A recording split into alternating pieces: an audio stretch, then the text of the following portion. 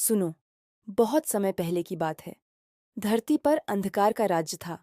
अत्याचार और बुराई ने मनुष्यों और देवताओं दोनों की सांसें रोक दी थीं। एक समय ऐसा आया जब देवता भी अपने स्थानों में सुरक्षित नहीं थे।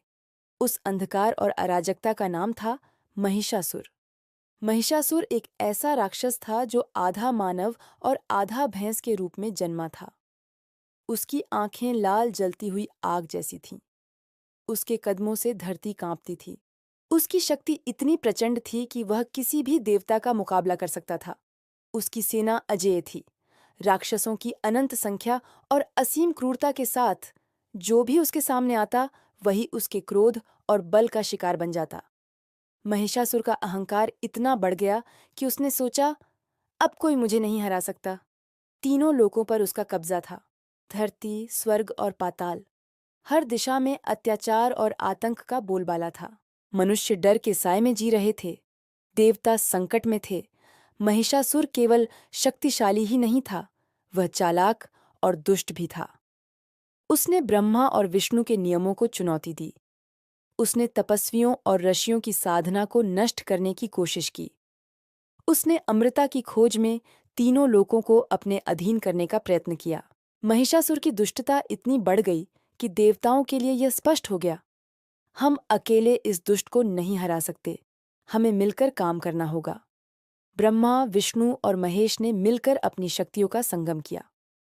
ब्रह्मा की ज्ञान शक्ति, विष्णु की रण कौशल और साहस, महेश की तपस्या और विनाश शक्ति। इन शक्तियों के संगम से उत्पन्न हुई एक अद्भुत देवी, देवी दुर्गा। देवी दुर्गा को सभी देवताओं ने दिव्य अस्त्र प्रदान किए। खुम्मी, ब्रह्मा ने दिया ब्रह्मास्त्र और सिंहासन, विष्णु ने दिया सुदर्शन चक्र और गदा, महेश ने दिया त्रिशूल और डमरू। इंद्र, यम, अग्नि और अन्य देवताओं ने भी अपने शक्तिशाली अस्त्र और कवच दिए। दुर्गा ने घोड़े पर सवार होकर आकाश में प्रकट होकर अपने अनेक हाथ फैलाए।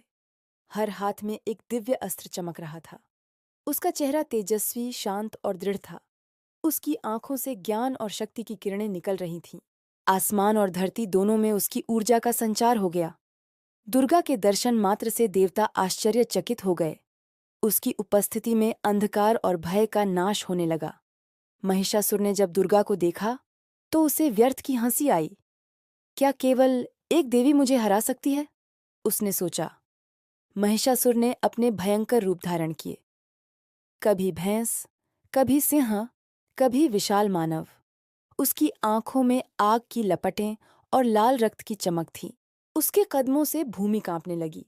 उसकी सेना ने दुर्गा पर हमला कर दिया, लेकिन दुर्गा ने अपनी शक्ति और अस्त्रों से हर हमला निरस्त कर दिया। महिषासुर चकित हो गया। उसे कभी किसी ने ऐसा प्रतिकार नहीं देखा था। लड़ाई की शुरुआत हुई।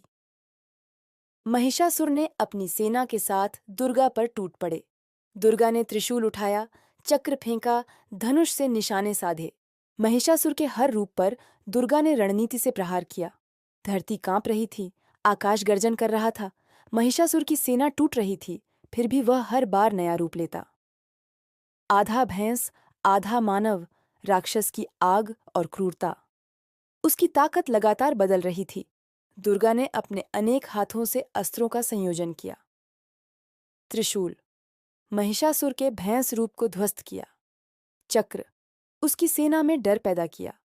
धनुष, निशाना, अचूक। ब्रह्मास्त्र, अंतिम प्रहार। महिषासुर ने बार बार नए रूप लिए, लेकिन दुर्गा की शक्ति और स्थिरता ने उसे हर बार मात दी। महिषासुर ने सबसे भयंकर रूप धारण किया। आधा भैंस, आधा राक्षस। उसके मुंह से आग निकली। उसके कदमों से पृथ्वी कांप रही थी।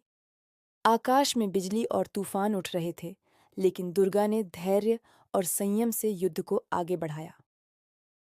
उसने हर अस्त्र का सही समय पर प्रयोग किया, महिषासुर की चालाकियों का मुकाबला किया, उसकी हर रणनीति को पलट दिया। अंतिम प्रहार के लिए दुर्गा ने सभी अस्त्रों का संयोजन किया। त्रिशूल, चक्र, धनुष, ब्रह्मास्त्र, सभी शक्तियां एक साथ। महिषासुर के भयंकर स्वर, उसकी लपटें और आक्रामकता का नाश, एक तेजस्वी प्रकाश निकला। धरती और आकाश दोनों में रोशनी फैल गई। महिषासुर गिर पड़ा और उसकी शक्ति समाप्त हो गई। महिषासुर के वध के बाद तीनों लोकों में शांति फैल गई। देवताओं ने दुर्गा की स्तुति की। उन्हें सर्वोच्च देवी के रूप में मान्यता मिली। दुर्गा की पूजा नवरात्रि के रूप में मनाई जाने लगी। यह केवल एक युद्ध नहीं था, यह धर्म और शक्ति की विजय की कहानी थी। 1. शक्ति का सही उपयोग। शक्ति हमेशा धर्म और न्याय के लिए हो। 2. साहस और धैर्य। संकट में कभी हार न मानो। 3. सत्य और धर्म की विजय। अंततः बुराई पर हमेशा विजय होती है। 4. सर्वशक्तिमान देवी दुर्गा हमें याद दिलाती हैं कि हर संकट का समाधान संभव है। 5. एकता और सहयोग। सभी शक्तियां मिलकर बुराई पर विजय पा सकती हैं। 6. भय का सामना।